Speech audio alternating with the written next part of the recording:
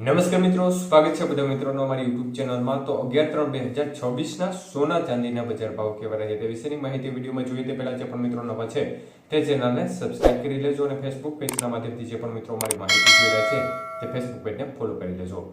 સૌપ્રથમ વાત કરીએ આજે ચાંદીની બજાર વિશે। તો 1 ગ્રામ ચાંદી આજે 290 રૂપિયા, 8 ગ્રામ ચાંદીનો ભાવ જોવા જઈએ તો 2320 રૂપિયા, 10 ગ્રામ ચાંદી 2900 રૂપિયા, 100 ગ્રામ ચાંદી 29000 રૂપિયા અને 1 કિલો ચાંદી 2,90,000 રૂપિયા સુધીના ભાવ રહ્યા હતા।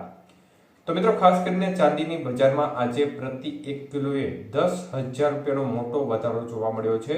તો એક પ્રકારે જોરદાર વધારા તરફી માહોલ ચાંદીની બજારમાં આજે જોવા મળી રહ્યો છે। તો અન્ય તરફ વાત કરીએ 22 કે સોનાના ભાવ વિશે। તો 1 ગ્રામ સોનાનો ભાવ આજે 14,890 રૂપિયા, 8 ગ્રામ સોનાનો ભાવ આજે 1,19,120 રૂપિયા, 10 ગ્રામ સોનું આજે 1,48,900 અને 100 ગ્રામ સોનાનો ભાવ 14,89,000 રૂપિયા સુધી રહ્યો હતો। તો આજના 22 કે સોનાના 100 ગ્રામના ભાવની અંદર પણ 6500 રૂપિયાનો મોટો વધારો થયો હતો। જ્યારે વાત કરીએ આજના 24 કે સોનાના ભાવ વિશે તો 1 ગ્રામ સોનું આજે 16,243 રૂપિયા, 8 ગ્રામ સોનું 1,29,944, 10 ગ્રામ સોનું 1,62,430 રૂપિયા અને 100 ગ્રામ સોનાનો ભાવ આજે 16,24,300 રૂપિયા સુધી રહ્યો હતો। તો આજના 24 કે સોનાના 100 ગ્રામના ભાવમાં 7,000 રૂપિયાનો વધારો જોવા મળ્યો હતો।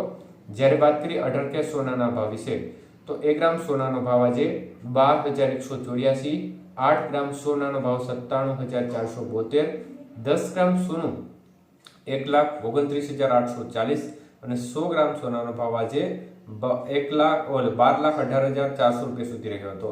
તો આજે 18 કે સોનાના 100 ગ્રામના ભાવમાં 5300 રૂપિયાનો મોટો વધારો જોવા મળ્યો હતો। તો એકંદરે બજારની સ્થિતિ જોવા જઈએ તો માહોલ છે તે આજે પણ વધારા તરફી જોવા મળી રહ્યો છે। ચાંદીની બજારમાં ફરી એકવાર 10,000 રૂપિયાનો મોટો વધારો પ્રતિ 1 કિલો જોવા મળ્યો છે।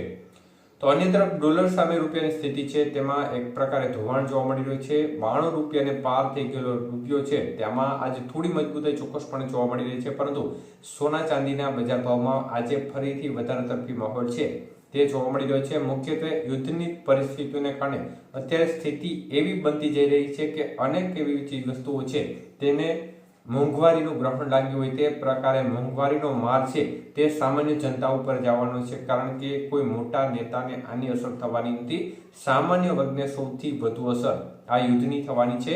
એટલે આગામી દિવસોમાં સ્થિતિ હજી પણ વિકટ બને જો યુદ્ધની પરિસ્થિતિ લાંબી ચાલશે તો આ સંજોગોમાં સામાન્ય વર્ગની હાલત ચોક્કસપણે કફોડી થશે અને તેમની મુશ્કેલીમાં પણ ચોક્કસપણે વધારો થશે।